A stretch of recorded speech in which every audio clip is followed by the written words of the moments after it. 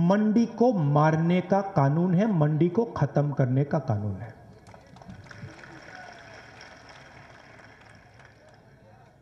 दूसरा कानून कहता है कि कोई भी उद्योगपति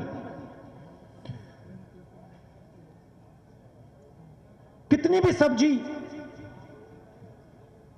कितने भी अनाज, कितना भी फल कितनी भी देर के लिए स्टोर कर सकता है, रख सकता है, कोई लिमिट नहीं। अगर एक व्यक्ति के पास कंपनी हो, वो पूरे देश के गन्ने को स्टोरेज में रख सकता है। मतलब यह व्यक्ति जो पूरे देश में स्टोरेज कर सकता है, वो दाम को कंट्रोल कर पाएगा। बात समझिए। आज क्या होता है? आज अनाज मंडी में बिकता है, जमाखोरी कोई नहीं कर सकता है, कानून के खिलाफ है। जैसे ये दूसरा कानून लागू होगा, हिंदुस्तान में अनलिमिटेड, बिना लगाम जमाखोरी चालू हो जाएगी। कौन करेंगे? हिंदुस्तान के सबसे अमीर अरबपति लोग।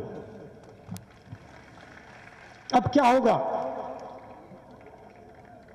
किसान जाएगा अपना माल बेचने, उसके सामने कौन खड़ा होगा? छोटा व्यापारी नहीं, मंडी नहीं मिलेगी। हिंदुस्तान के सबसे अमीर उद्योगपति उसके सामने खड़े होंगे।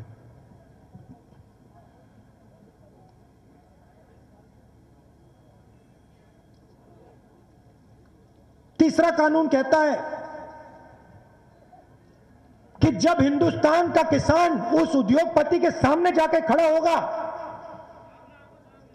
और अपने अनाज के लिए, अपने फल के लिए, अपनी सब्जी के लिए सही दाम मांगेगा, तो वो किसान अदालत में नहीं जा सकता है।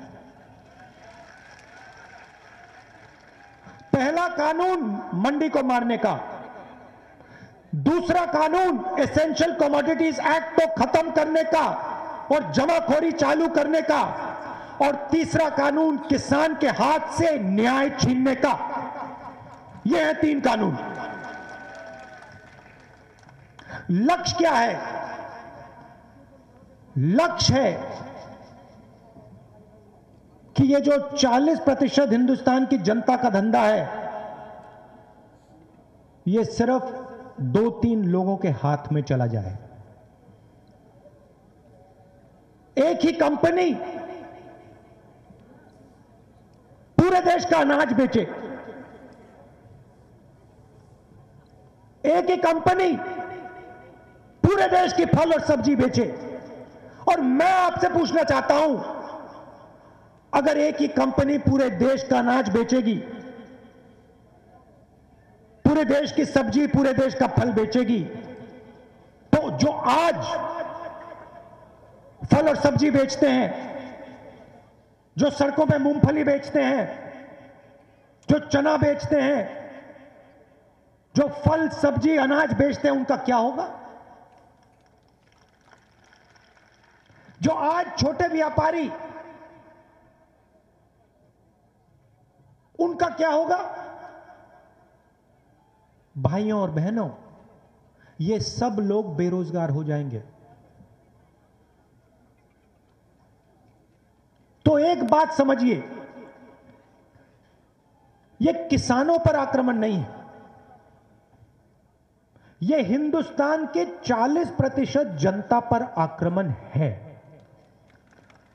बात सिर्फ यह है कि किसान सबसे जागरूक है, किसान को बात पहले समझ आ गई, और किसान सबसे आगे खड़ा है। अंधेरे में किसान ने टॉर्च मार रखी है।